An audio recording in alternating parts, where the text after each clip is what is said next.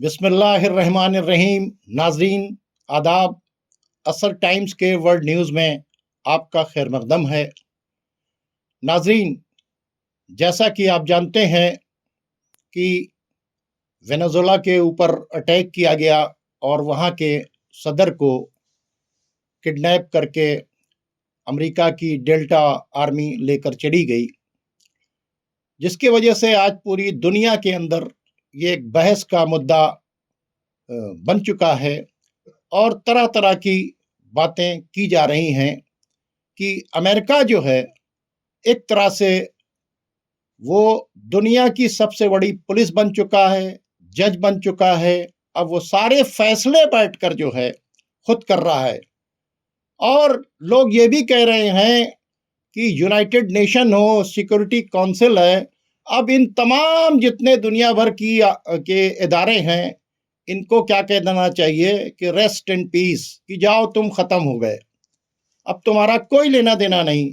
क्योंकि जब अमेरिका जो चाहेगा, जहां चाहेगा, जैसा चाहेगा करेगा, तो ये फिर दुनिया एक जंगल राज बन जाएगी। और वो अमेरिका और इजराइल ने इस दुनिया को जंगल राज में बदलना बड़ी तेजी से शुरू कर दिया है। और धीरे धीरे लोग जो हैं इनके खिलाफ बोलने के बजाय जो है खामोश होते चले जा रहे हैं, जो दुनिया के लिए एक बहुत बड़ा खतरा है।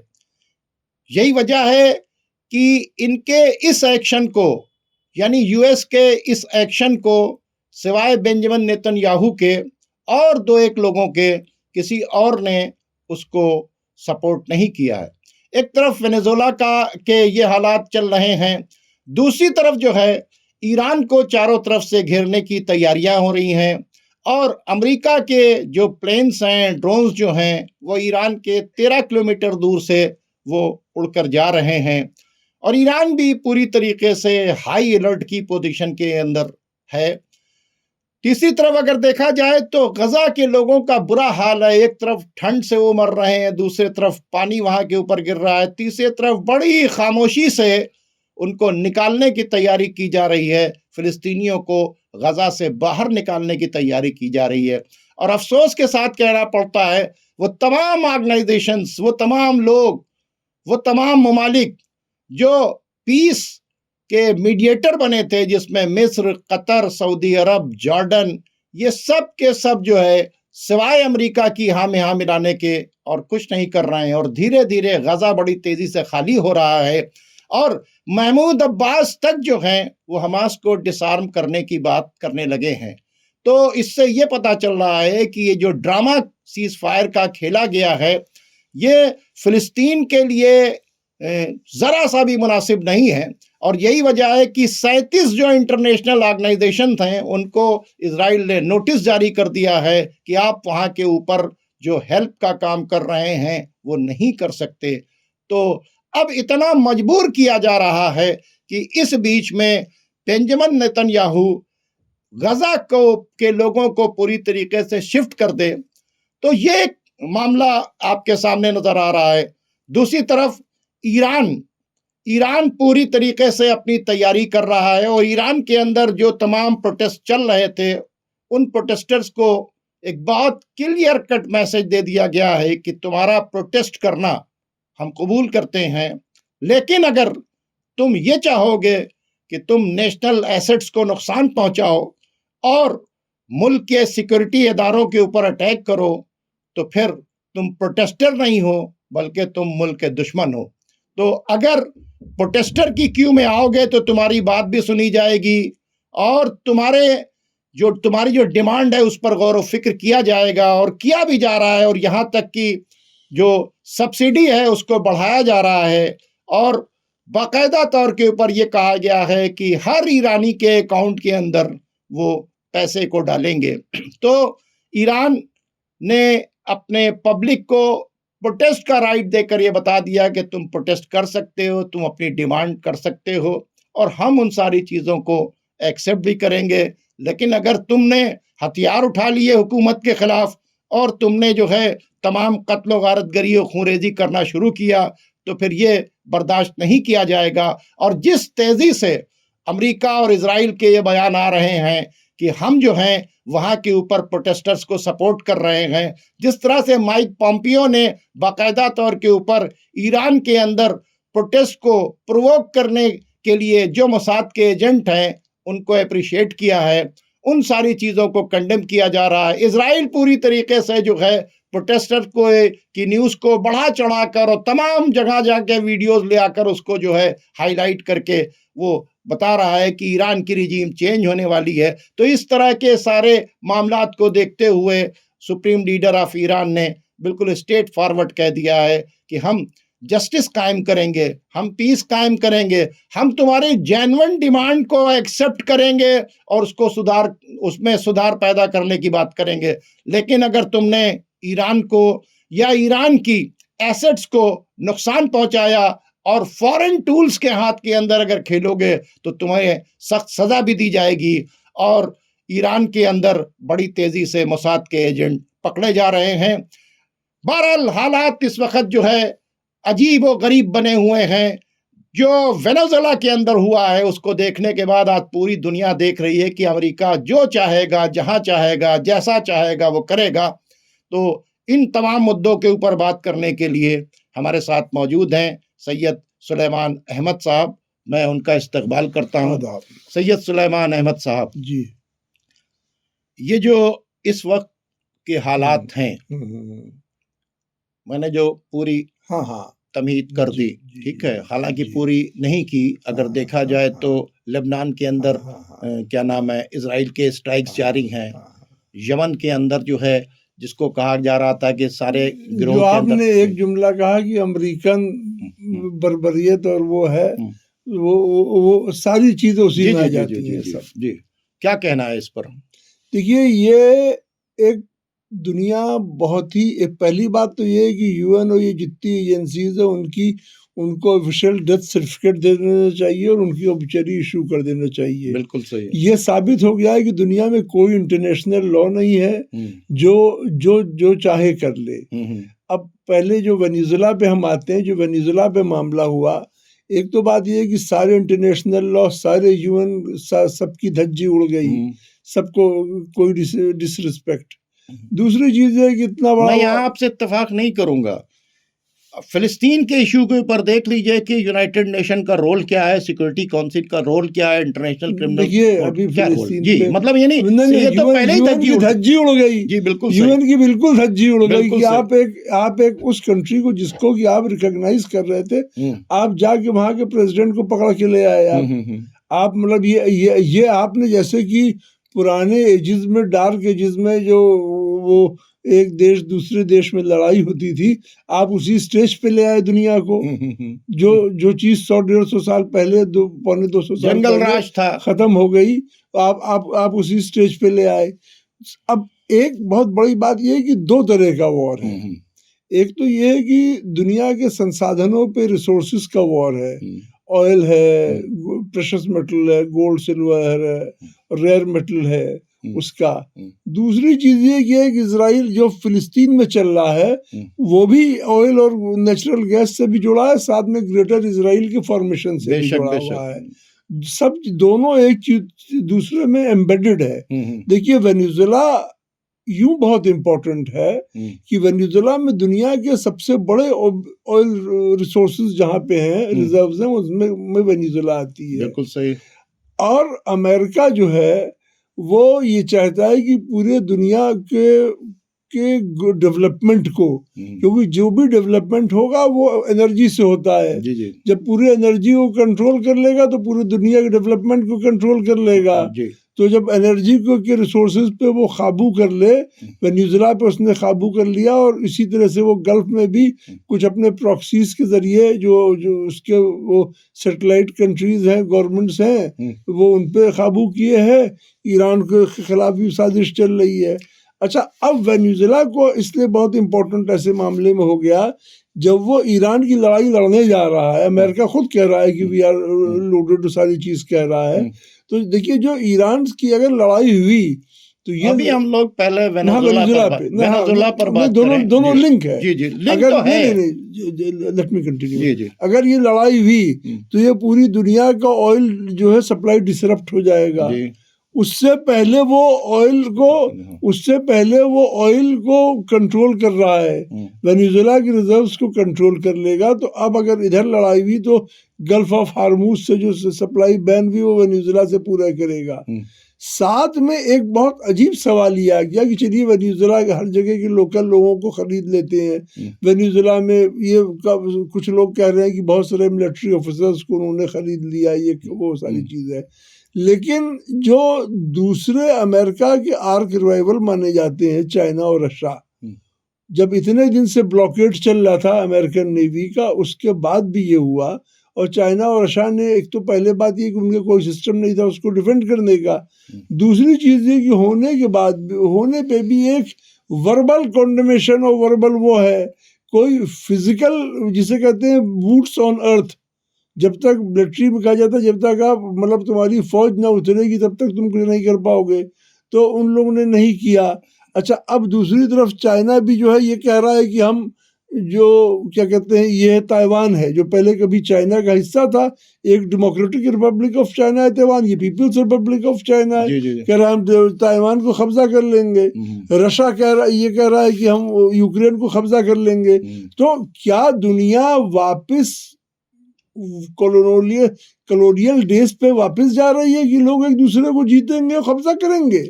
अच्छा, उसी ये माहौल में ग्रेटर इजराइल भी खड़ा हुआ है कि हम वो सीरिया पे हम भी सबको कब्जा करेंगे।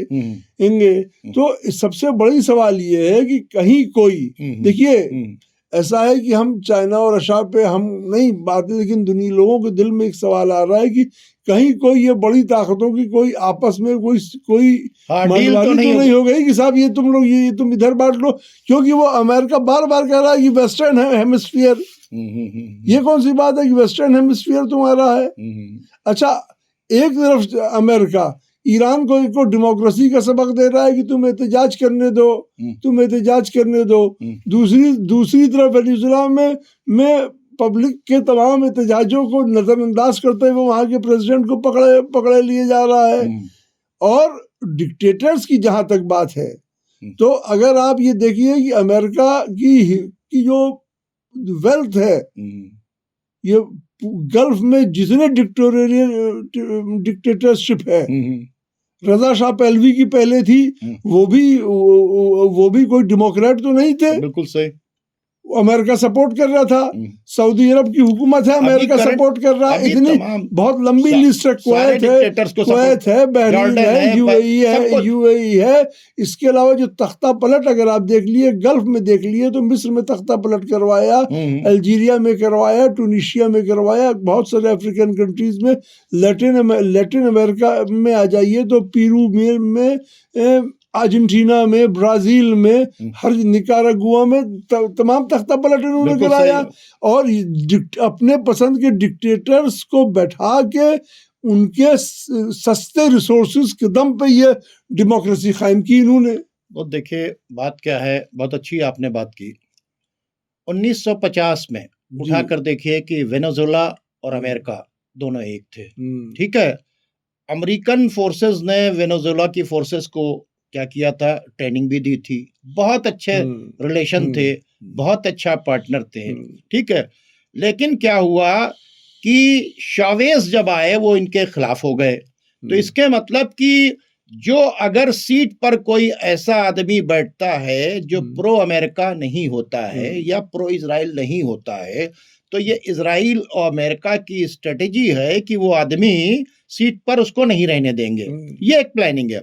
वरना आप ये बताइए कि ये 1950 से लेकर आप चलते चले जाइए कि शावेज का जो पीरियड आया है, यानी 90 के बाद का मामला है, उससे पहले तक तो बहुत अच्छे रिलेशन थे।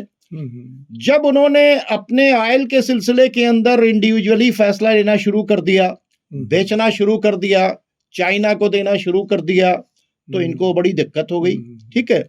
मतलब ये है कि हमारे साथ अगर नहीं हो। अच्छा, दूसरी बात ये है कि जिसको किडनैप करके ले गए हैं वेनेजुएला के सदर को, जी, ये प्रो पैलेस्टाइन है, हाँ ये प्रो पैलेस्टाइन, समझ रहे हैं, ये प्रो ईरान है, ठीक है। तो सवाल ये पैदा होता है कि दो चीजें हैं कि जो प्रो पैलेस्टाइन होगा उसे भी हम नहीं रहने देंगे, जो प्रो ईरान होगा उसे भी हम नहीं रहने देंगे, जो हुकूमतें हमारे हिसाब से नहीं होंगी उसे भी हम नहीं रहने देंगे। अभी अमेरिका ने इस बात तो कहा कि अब वहां के ऊपर ऑयल के ऊपर हम कब्जा, मतलब हमारे हिसाब से वहां का ऑयल चलेगा। इट मींस कि क्या है कि तेल जो है वो हमें चाहिए, हाँ तेल हमें अरब का भी चाहिए, तेल हमें यूएई का भी चाहिए, तेल हमें क्या नाम है फिलिस्तीन के अंदर गजा के नीचे जो ऑयल एंड गैस वो भी चाहिए, तेल हमको वेनेजुएला का भी चाहिए। उसमें मुस्लिम और नॉन मुस्लिम की बातचीत नहीं है, जहां ऑयल एंड नेचुरल रिसोर्सेज हैं ये वहां के ऊपर इनका कब्जा चाहिए। मार्को रूबियो का स्टेटमेंट है कि वेनेजुएला में जो तेल है उसके लिए अमेरिकनों ने पसीना बहाया था। ये चीज ट्रंप जो है वो सऊदी अरब से भी कह चुका है कि साहब ये तमाम ये तेल हमने निकाले, हमने मेहनत की थी, तो हमने ऑयल इंडस्ट्री डेवलप की है, ये वगैरह सब डेवलप किया है इस वसूल पे। तो दुनिया में जो अरब वर्ल्ड के जितने कंट्रीज हैं वो ये जान जाएं कि जब वो कह रहे हैं हमने पसीना बहाया था, तो इधर भी अच्छा अरबों से कहते हैं कि हम तुम्हें तहफ्फुज़ दिए हुए हैं, तुम निकाल पा रहे हो, तो वो हर जगह उनकी वो है, समझे। हाँ, तो अब देखिए एक बात बताएं, अभी जो वाइस प्रेसिडेंट हैं वेनेजुएला की, उन्होंने भी ये बयान दिया है कि वेनेजुएला के जो सदर हैं उनको छोड़ा जाए, ठीक है। हाँ, ईरान ने भी इस बात का बयान दिया है, ठीक है, कि उनको फौरन रिलीज किया जाए। चाइना ने भी इस तरह का बयान दिया है कि उनको फौरन रिलीज किया जाए। ये जो यानी इंटरनेशनल लेवल की तुम पुलिस बन गए हो, ये तुम जज बन गए हो, जो तुम चाह रहे हो वो करोगे, तो ये दुनिया के अंदर तो बर्दाश्त नहीं किया जाएगा। अब देखना है कि क्या वेनेजुएला की पब्लिक ने ये जो अटैक किया है इसके ऊपर वेनेजुएला की पब्लिक खुश हो गई? नहीं खुश हुई है। पब्लिक सड़कों के ऊपर प्रोटेस्ट कर रही है। 107 लोग जिस वक्त किडनैप करके ले जा रहे थे उसी वक्त मारे जा चुके हैं। इससे पहले ये जिस तरह से उनको जो है बाकायदा तौर के ऊपर कि ये ड्रग्स का कारोबार करते हैं, इसको कह के ऊपर अटैक, उसमें भी 100 से ज्यादा लोग मारे जा चुके हैं। पहले इन्होंने ड्रग्स का चार्ज लगाया, फिर उनके ऑयल टैंकर्स को पकड़ना शुरू किया, 26 ऑयल टैंकर्स को पकड़ना शुरू किया। फिर इन्होंने अपनी फोर्स को ले आकर वेनेजुएला को चारों तरफ से घेर दिया, वेनेजुएला को घेर दिया, है ना। फिर ये जो पूरा 6 महीने से इन्होंने एक एक अपनी इंटेलिजेंस CIA को पूरी तरीके से उन्होंने वहां के ऊपर एक्टिव कर दिया, और सदारती महल का एक एक फुटेज आ रहा था। उस फुटेज को इकट्ठा करके एक मॉडल बनाया गया। उस मॉडल में पहले ही तय कर दिया गया कि जब डेल्टा फोर्स जाएगी वहां के ऊपर तो वो कैसे एंट्री करेगी, पूरा उसका रिहर्सल हो गया, यहां तक कि लेजर कटर भी लेकर गए। और वही हुआ कि जैसे ही ये पहले उन्होंने चारों तरफ बम्बार्डमेंट करके पूरे वेनेजुएला के ऊपर वहां का कम्युनिकेशन सिस्टम काट कर, वहां का लाइट का सिस्टम काट कर, और वहां के ऊपर एक ऑपरेशन किया, ठीक है। और उस ऑपरेशन को करने के बाद उनका पूरी तैयारी थी, और जब वेनेजुएला के सदर जो हैं अपने सेफ हाउस के अंदर जाने लगे तो वहां के ऊपर ये लेजर कटर भी लेके गए थे, उन्होंने काटा और काटने के बाद लेकर चले गए। तो इसके मतलब अमेरिका की तैयारी बहुत पहले से चल रही थी, और जैसे रिपोर्ट आ रही कि 6 महीने से ये मतलब सोचा जा रहा था। ये सब करने के बावजूद भी, सदर को ले जाने के बावजूद भी, वहां की कोर्ट ने जब वाइस प्रेसिडेंट को सदर का चार्ज दिया तो उन्होंने क्लियर कट कहा कि वेनेजुएला के ऊपर वेनेजुएला की ही हुकूमत होगी, हमारे सदर को रिलीज करो। तो अगर जो है पब्लिक अपने प्रेसिडेंट से नाराज थी तो वो सड़कों के ऊपर नहीं होती। और अभी ये थमने वाला मामला नहीं है, ये हलवा नहीं है कि इन्होंने सोच लिया है कि बस हमने उनको ले आए। तो ये तो बिल्ली को ख्वाब में छिचड़े नजर आ रहे हैं, क्योंकि अब इस एक्शन को देखने के बाद अमेरिका ने जो कुछ किया है, पूरी दुनिया के अंदर एक बहुत बड़ा मैसेज चला गया कि जहां चाहेंगे, जिस जगह चाहेंगे वो कर। हमारे यहां भी असर पड़ेगा भाई। रशिया से हम तेल लेते थे, हाँ, आप जिससे चाहेंगे हम तेल लेंगे। हम वेनेजुएला से तेल लेते थे तो हमको भी तो नुकसान होगा। तो तो अब अगर वहां पर अमेरिका बैठ जाएगा तो अमेरिका क्या चाहेगा कि उसके हिसाब से चलो, उसका टैरिफ झेलो, तो पूरी दुनिया उसका टैरिफ झेलेगी। हाँ, रशिया का और क्या नाम है, चाइना का वहां के ऊपर इन्वेस्टमेंट लगा, कोई हल्की बात नहीं है। और ये जो सदर है वेनेजुएला को, इसने बाकायदा तौर के ऊपर अपनी पब्लिक से कह दिया था कि ऐसी सिचुएशन आ सकती है कि तुमको भी आर्म्स उठाने होंगे, तुम भी तैयार हो, ट्रेनिंग दे दी थी। तो जिस दिन ये ग्राउंड पे बूट रखेंगे ना, ये अभी जो है चारों तरफ इनके बेड़े घेरे हुए हैं, वेनेजुएला कोई आसान नहीं है। वेनेजुएला ने खुशी से वेलकम नहीं किया है, वेनेजुएला की तरफ से कोई स्टेटमेंट नहीं आया कि थैंक्स जो है क्या नाम है मिस्टर ट्रंप। जिस तरह से सोमालीलैंड के ऊपर कब्जा किया गया तो वो बेंजामिन नेतन्याहू को, ट्रंप को वेलकम किया गया, या जहां जहां इन्होंने कब्जा किया है, जहां पर रिजीम चेंज किया है, वेनेजुएला की तरफ से ना अपोजिशन पार्टी ने ना रूलिंग पार्टी ने, किसी ने भी ट्रंप के इस एक्शन को सपोर्ट नहीं किया है। यह एक बहुत ही खतरनाक साइन है। तो आप इसको कैसे देखते हैं? देखिए, ऐसा है कि जो हो चुका है वो हकीकत है। ठीक है, अमेरिका ने कब्जा कर लिया है। कब्जा नहीं किया है, उसको किडनैप करके ले आए, किडनैप करके ले आए हैं। जी जी। इतने दिन से बिल्टअप चल रहा था, आपने खुद बताया। जी जी जी। सवाल ये है कि जो अमेरिका के इस पावर गेम में कॉम्पिटिटर्स हैं, जो हर आदमी चाइना से इतनी उम्मीदें वाबस्ता लगाए था, ये तो क्वेश्चन उठ रहा है, वो क्या कर रहा था। ठीक, चलिए रशिया यूक्रेन में फंसा है, समझ में आता है। रशिया दो बात, एक तो यूक्रेन में चाइना क्या कर रहा था, लेट मी कंटिन्यू। यूक्रेन में फंसा है। दूसरी चीज ये है कि रशिया के अंदर जो रशियन ज्यूज हैं वो एक बहुत पावरफुल लॉबी है। तो ऐसे टाइम पे पुतिन के खिलाफ भी कई बार कोशिश की कि टॉपल कर दें, लेकिन वो अपने को कायम करे हुए मजबूती से। तो उनके क्या कंपल्शंस थे जो हम कह रहे हैं उसको समझ, मतलब उसको कम लफ्जों में कह रहे हैं। वाइस प्रेसिडेंट ने भी कहा कि ज़ायनिस्ट एक्शन है। देखिए, वेनेजुएला की जो वाइस प्रेसिडेंट हैं जिन्होंने चार्ज लिया है, उसमें उन्होंने लफ्ज इस्तेमाल किया है कि ज़ायनिस्ट एक्शन, ये ज़ायनिस्ट एक्शन है। अब जो वेनेजुएला तो हो गया, अब यह है आखिरी लड़ाई है ईरान की। जी जी, समझे आप? इस लड़ाई का अमेरिका ने बहुत दूर से ताना बाना बुना है। जी जी जी। देखिए, अमेरिका ने जो अभी वहां पे उस पूरे बेल्ट में जितने डिफेंस एग्रीमेंट हुए हैं वो ईरान के खिलाफ हुए। ठीक। जो पाकिस्तान और सऊदी का डिफेंस एग्रीमेंट था, वो सब सारे एग्रीमेंट सब ये सारे एग्रीमेंट ईरान के खिलाफ हुए। ईरान के खिलाफ क्यों है? अब ये देखिए, अमेरिका कह रहा है कि we are loaded and locked. ठीक है। तो ये जो लोडेड एंड लॉक्ड हैं, ये ईरान पे अगर हमला करेंगे तो कहाँ से करेंगे? यही बेसिस से करेंगे ना, मिडिल ईस्ट के बेसिस से करेंगे ना। तो अगर मान लिए एक बार बेसिस से हमला करे तो करने लगा, तो ईरान अपने को कैसे डिफेंड करेगा? जहां से हमला हो रहा है उसको अटैक करेगा। अब जैसा ही अटैक करेगा, तो ये रिएक्शन जानते हैं क्या होगा? ये खतर पे जो अटैक किया, जबकि खतर से क्या अटैक किया था, अपने नहीं उठा लो।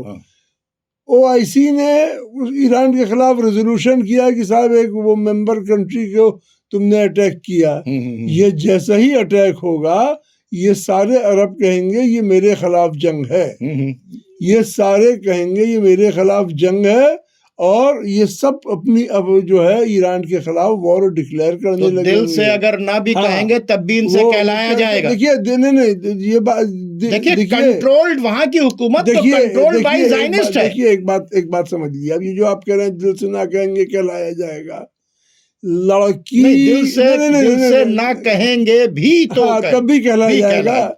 लड़की अगर निकाह पढ़ रही है और या फेरे ले रही है किसी बदमाश के साथ, चाहे अम्मा अब्बा की डर से ले रही है, चाहे जैसे ले रही है, वो उसकी बीवी बन गई। समझे आप? तो ये लोग जो अमेरिकन कैप की हैसियत से काम कर रहे हैं, वो दूसरी चीज ये है कि जो इतना अच्छा, इनको क्या है, ये तो अमेरिका जो जैसे ट्रम्प का स्वागत किया था, जो इतना इन्वेस्टमेंट करने का किया, ये अरबों ने बाल लहरा के वेलकम करना, जहाज देना, वो इतना पैसा इन्वेस्टमेंट किया, इतने $60 ट्रिलियन का $60 ट्रिलियन का इन्वेस्टमेंट किया। ये जंग का खर्चा तो अमेरिका को पहले दे दिया था, और ये जुल्फे भी बिखेर देंगे उनके इस्तकबाल में। तो ये उनके सेकेंडरी फिडल बनने को तैयार हैं। आप बिल्कुल सही। बस ये है कि जो रॉयल फैमिलीज हैं उनके एसेट्स जो उनके मुल्क में है और ज्यादातर वेस्टर्न कंट्रीज में है वो सेफ रहे, ये तैयार है। और ये देखिए, मैंने आपके चैनल पे बहुत पहले कहा था कि जिस दिन अमेरिका डांट के कह देगा सब लाइन लगा के अमेरिका के साथ जंग में आएंगे। जी जी बिल्कुल सही। ये सारे लोग ईरान के खिलाफ एक बड़ी जंग की तैयारी कर रहे हैं। ईरान की एक कमी ये है कि वो देखिए जहाँ सब झूठ बोल रहे हैं वहाँ सच्चा मार खा जाता है। टर्की की इतनी तारीफ होती है तो वो 5 लाख लोगों का जुलूस निकाला, बिलाल अर्जगान ने कहाँ निकाला, अपने सड़क पे निकाला जुलूस, तो 5 लाख लोग का निकाल दिया। लेकिन इजराइल को जंग के दौरान पेट्रोल भी सप्लाई जाने देते रहे, अपने यहाँ से खाना भी देते रहे, स्ट्रीट भी देते रहे, सब कुछ देते रहे। तो देखिए, ये जो आप बात कह रहे हैं, ये तो अब दुनिया को पता चल गया है कि सीज फायर का जो ड्रामा चल रहा है वो बार बार जो है अमेरिकन सेक्रेटरी ऑफ स्टेट आकर मीटिंग करते हैं और नेगोशिएट कराने की बातचीत की जाती है और फिलिस्तीन को डेवलपमेंट करने की बातचीत की जाती है। कभी कतर में मीटिंग हो रही है, कभी इजिप्ट के अंदर मीटिंग हो रही है, कभी जॉर्डन के अंदर मीटिंग हो रही है, कभी सऊदी के अंदर मीटिंग हो रही है। ये एक तो ड्रामा है दिखाने का। दूसरी तरीके से जो रजब तैयब अर्दगान जो ज़बानी बयानबाजी कर रहे हैं वो भी ताकि वहां की पब्लिक पूछ रही है ना कि तुम क्या कर रहे हो, तो पता चला रहा है भाई मैं मसले का हल निकाल रहा हूं, ठीक है। तो कुछ अगर ये नहीं होगा तो उन पर प्रेशर बिल्टअप करेगा। रजब तैयब अर्दगान करे भाई, बोल तो रहे हैं रजब तैयब अर्दगान, फिर ये कहा जाएगा जब कोई नहीं खड़ा हो रहा है तो रजब तैयब अर्दगान कैसे अमेरिका के खिलाफ खड़े हो जाएं? अमेरिका से लड़ना आसान है क्या? अमेरिका के साथ में तो यूरोप है। तो ये जो सारी बातचीत की जा रही है, और फिर ईरान तो हमारा दुश्मन है ही है। तो जो इस तरह की जो मिशनरी काम कर रही है ये सब जो है प्रो अमेरिकन है। और आपने देखा कि जैसे नहीं होता है कि मतलब गाय से दूध दुआ जाता है, उस तरह से जब ट्रंप आया तो समझ लीजिए कि 400 बिलियन हमसे ले लो, ये प्लेन हमसे ले लो, $300 बिलियन हम दे रहे हैं, और ये मतलब पूरी तरीके से वो यहां से पैसा लूट कर चला गया। तो ये सब प्रो उनके अमेरिकन है। लेकिन क्या ये सारी सिचुएशन देखने के बाद अगर अमेरिका का इन बेसिस से अटैक होता है ईरान के ऊपर, तो क्या ईरान इन पर पलटकर अटैक नहीं करेगा? मेरा सवाल ये है। देखिए, अगर ईरान इनके ऊपर पलट के अटैक नहीं करता, देखिए ये बात सही है कि अमेरिका से जंग करना आसान नहीं है, ठीक है। अमेरिका, और ये भी बात है कि कोई सपोर्ट भी नहीं करता, ये वेनेजुएला को नहीं किया, पिछले जंग में भी ईरान अकेले खुद लड़ा। तो अगर वो ना रशिया है ना चाइना आया, इन बेसिस पे वो अटैक नहीं करता अगर, और उसके ऊपर हमला हो जाता है तो ईरान खत्म हो जाएगा। लेकिन एक बात और सुन लीजिए आप, बहुत क्रूशल लड़ाई है। एक बात और सुन लीजिए कि जो लोग ये अभी खुश हैं कि साहब कि वो ईरान खत्म हो जाएगा तो मेरी पावर बढ़ जाएगी, अगर कोई एक बड़ी बिल्डिंग है उसमें से बीच के 3-4 खंबे तोड़ दिए तो पूरी बिल्डिंग गिर जाती है। जिस दिन फॉल ऑफ ईरान हुआ, देखिए फॉल ऑफ ईरान हुआ, उस दिन जो पावर वैक्यूम क्रिएट होगा, जब कहीं वैक्यूम होता है तो वहां पे चौतरफा हवा सक करके चली जाती है, ठीक है, चौतरफा हवा सक करके चली जाती है। आपने देखा होगा गर्मियों में जैसा ही लो प्रेशर बनता है तो आंधी आ जाती है। सही। तो ईरान का अगर फॉल हुआ तो जो तूफान आएगा वो पूरे मिडिल ईस्ट को तबाह कर देगा। इसलिए कि ईरान की जगह जो पावर वैक्यूम है उसको फिल करने के लिए इजराइल भी आएगा, क्योंकि वो पहला हक मानता है अपना, उसके पीछे अमेरिका, और भी जो लोकल पावर्स आएंगे। तो जो पावर वैक्यूम जो तूफान लाएगा वो पूरे अरब को डिस्टेबलाइज कर देगा। और रही तेल की बात, तो मार्को रूबियो ने कह दिया जो वेनेजुएला के लिए कि हम लोग ने पसीना बहाया था, तो वो ये कहेंगे कि अरबों से कि मियाँ ये तो तेल हमने निकाला था, तेल हमने निकाला था। ऊँट के ऊपर टहला करते थे, ऊँट चराया करते थे, ऊँट के ऊपर टहलते थे, तुम फिर टहलो। है कि नहीं। वो ये सारी बात कह देंगे और इजराइल कह देगा साहब ग्रेटर इजराइल पहले था, हम ग्रेटर इजराइल बनाने जा रहे हैं। देखिए एक बात बताएं आपको जी कि ये ठीक है, एनालिसिस ये है कि आदमी बात करता है कि अगर ईरान खत्म हो गया तो ये इम्पॉसिबल सी बातचीत है। वजह क्या है कि ईरान जो है वो ना वेनेजुएला है, ना ईरान कोई दूसरा मुल्क है। ईरान आखिरी सांस तक लड़ेगा, नंबर एक बात है। दूसरी बातचीत है कि ईरान जब अटैक करेगा इन तमाम बेसिस के ऊपर तो ये ड्रामा आएगा कि हम पर अटैक कर दिया गया, कुवैत कहेगा हम पर अटैक कर दिया गया, सऊदी कहेगा, ओआईसी की, लेकिन अब ओआईसी की कोई परवाह जो है वो ईरान नहीं करेगा। ओआईसी की तो नहीं करेगा, लेकिन ये कंट्रीज कहेंगे साहब कि मेरी करेंगे, ये कहेंगे, ये अपने यहाँ से देखिए इनका जो देखिए जो सऊदी अरब और पाकिस्तान का एग्रीमेंट है और जो आसिम मुनीर को लंच कराया जा रहा है कि अमेरिकन कहावत है there is no free lunch. सही there is no free lunch. जब लोग अपनी गर्लफ्रेंड्स को लंच कराते हैं उसके बाद क्या होता है मैं उस पर नहीं जाना चाहता हूँ।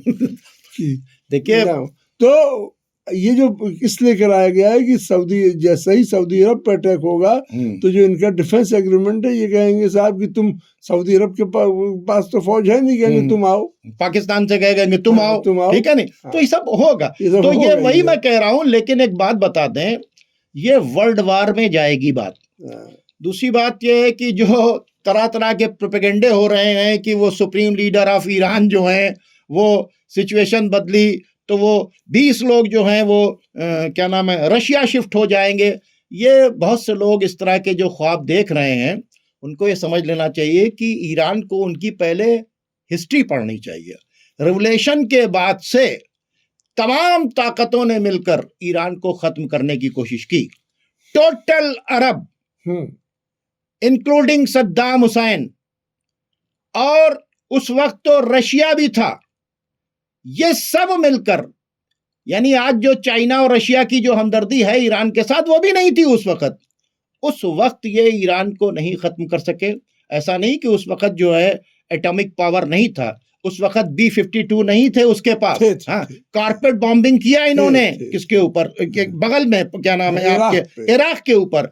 ऐसा नहीं कि वो टेक्नोलॉजी में अमेरिका बहुत कमजोर था, ऐसा नहीं कि अमेरिका और क्या नाम है इजराइल वो ईरान के दोस्त थे, बल्कि बदतरीन दुश्मन थे कि उनको ही तो यहां से रिवॉल्यूशन के बाद निकाला गया था। बेइज्जती की गई थी अमेरिका की, जिसको रेड कारपेट वेलकम देता था रजा शाह पहलवी, वो अब बहुत आगे चला गया है ईरान। ये लोगों की गलत फहमी है। कल ईरान के पास कुछ नहीं था, आज ईरान मिसाइल टेक्नोलॉजी में, ड्रोन टेक्नोलॉजी में बहुत आगे है। यही वजह है कि अमेरिका जब पूरी तरीके से सबसे मदर बॉम्ब को गिराने के बाद भी, उनके बड़े बड़े जनरल्स को मारने के बावजूद भी वो ईरान को डिसेबल नहीं कर सका। और मैं आपको बता दूं कि अगर खुदा ना खास्ता ऐसा होता है तो ये वर्ल्ड वार की तरफ जाएगा। देखिए वर्ल्ड वार की इसलिए जाएगा ना कि वो भी अपना एक वेनेजुएला से तेल मिलता था, एक ईरान से तेल मिलता था। देखिए जस्ट अ मिनट जी, आप जो चाहते हैं मैं भी यही चाहूंगा कि ये हो। नहीं मैं चाहता नहीं, मैं सही बात कर रहा हूं। लेकिन ये है कि जब एनालिसिस करने हम बैठते हैं तो जो सामने है उसको इग्नोर नहीं किया जाता। ठीक है। अगर घर के बाहर भेड़िए टहल रहे हैं, लेकिन पुराना अगर घर के बाहर भेड़िए टहल रहे हैं, ठीक है, तो हमें जान लेना चाहिए कि ये अगर हम अनगार्डेड निकल गए तो ये हमें जिंदगी। लेकिन हमको अगर हम एनालिसिस कर रहे हैं तो हमको ये भी देखना चाहिए, पास्ट की हिस्ट्री देखना चाहिए कि आप इस्लामिक हिस्ट्री को भी देखिए कि खैबर से लेकर आज तक ये इन्होंने सरेंडर नहीं किया, इन्होंने यहूद और नसारा को अपना दोस्त नहीं बनाया, ठीक है। और जो रिवोल्यूशन के बाद से लेकर आज तक ऐसा नहीं है कि इनके रिश्ते जो है इजराइल और अमेरिका के साथ में रहे।